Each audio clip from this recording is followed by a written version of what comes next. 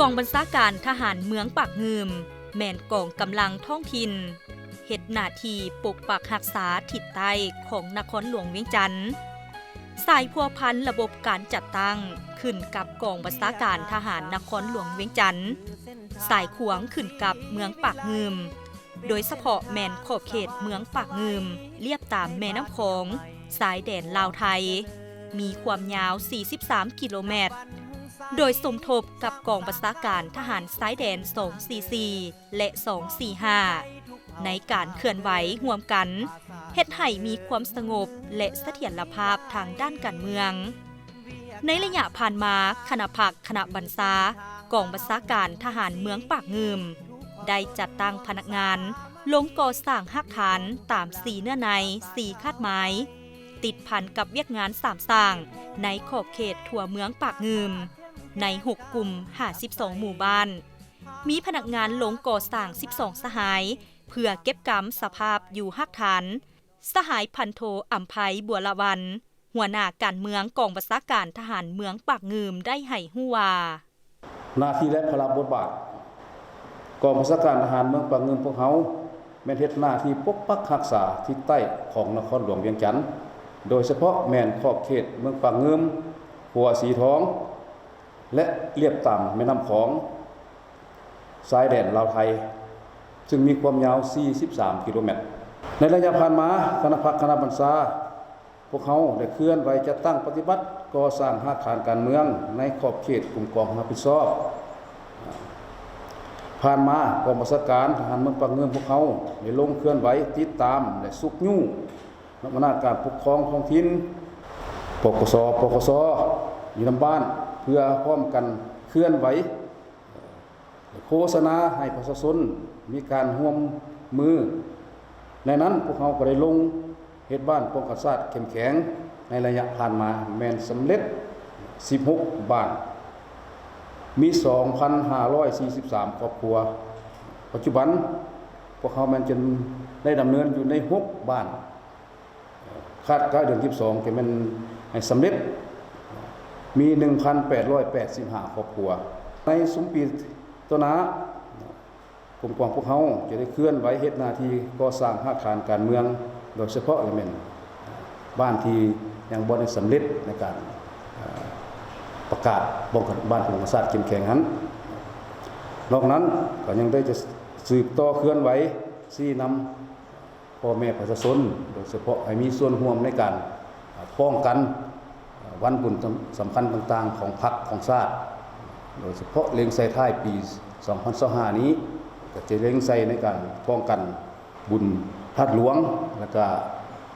ป้องกันงานมหกรรมกีฬาที่นครหลวงเป็นเจ้าภาพไปพร้อมกันนั้นก็จะลงเคลื่อนไหวป้องกันงานเฉลิมฉลองสาธารณรัฐประชาธิปไตยลาวครบรอบ50ปีที่จะมาถึงวันนี้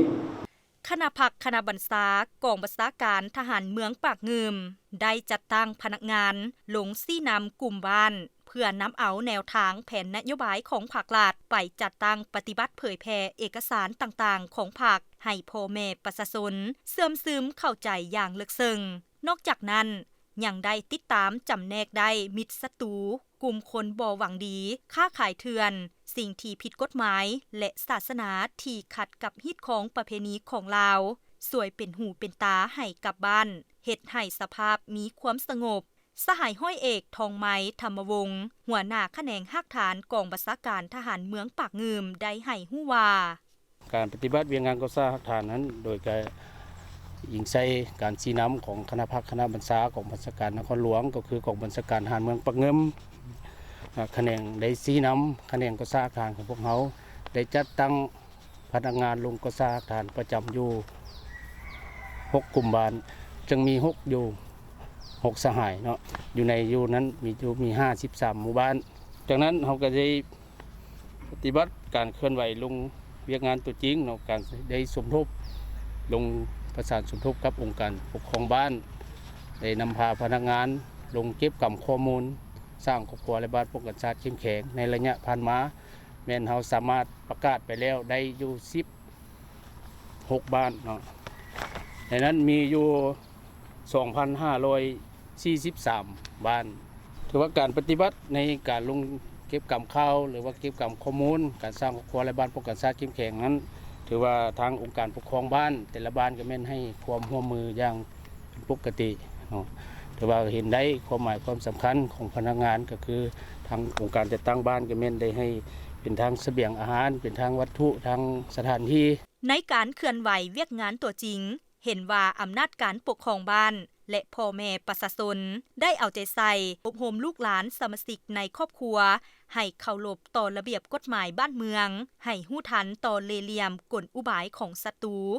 เป็นหูเป็นตาให้ข้อมูลกลุ่มคนบ่ดีที่มาเคลื่อนไหวมาพักเซาในขอบเขตบ้านประกอบส่วนในการป้องกันเวรยามปกปักรักษาขอบเขตเฮือนซานบ้านซองสหายนางอ้นคำสุขถาวงศ์หองนายบ้านบ้านสมประเสริฐเมืองปากงืมแขวงนครหลวงเวียงจันทน์ได้ให้สัมภาษณ์ว่า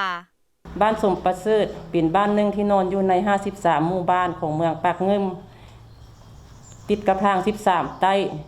ห่างจากทางปกครองเมือง1กิโลเมตรเนาะติดกับซึ่งมีสายแดนติดกับบรรดาบ้านทิศเหนือติดกับบ้านพาวทิศใต้ติดกับบ้านให้ทิศตะวันออกติดกับห้วยพะเนียงและบ้านโนนทรายทิศตะวันตกติดกับน้ำงึมและบ้านเวินแขน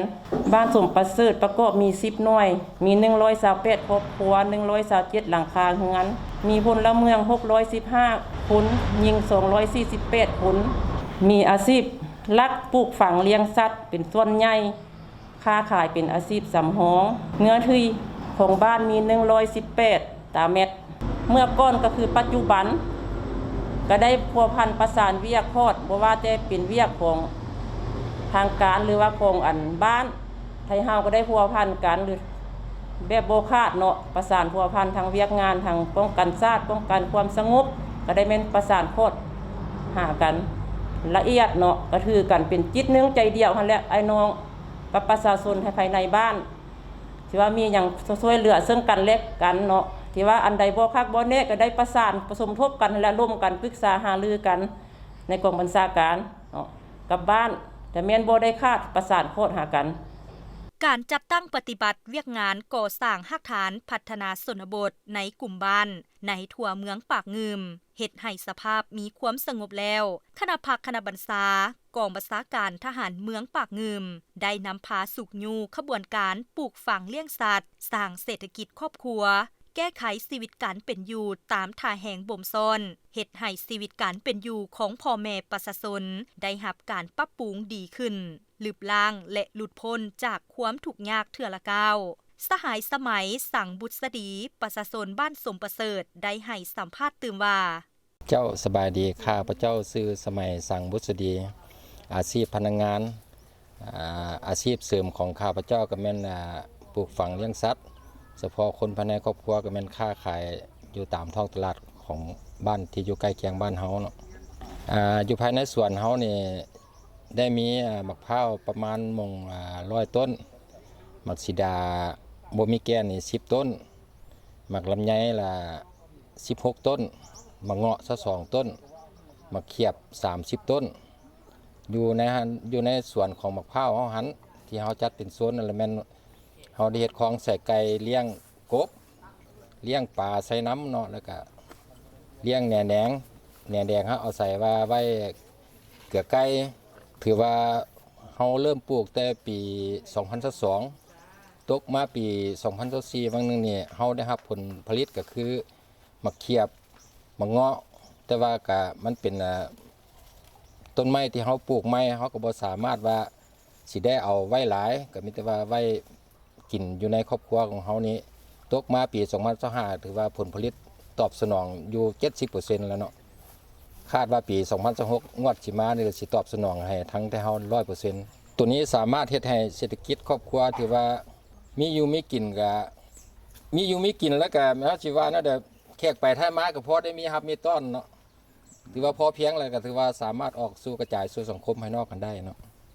สั่งรวมแล้วการหันลงก่อสร้างรากฐานตลอดระยะซุมปีผ่านมา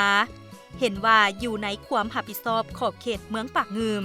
มีความสงบคณะพักคณะบัญชากองบัญชาการทหารเมืองปากงืม แม่นได้เฮ็ดสำเร็จหน้าที่การเมืองของตนเฮ็ดให้พ่อแม่ประชาชนในขอบเขตรับผิดชอบเข้าใจต่อแนวทางนโยบายของภาคกฎหมายของรัฐและพร้อมกันประกอบส่วน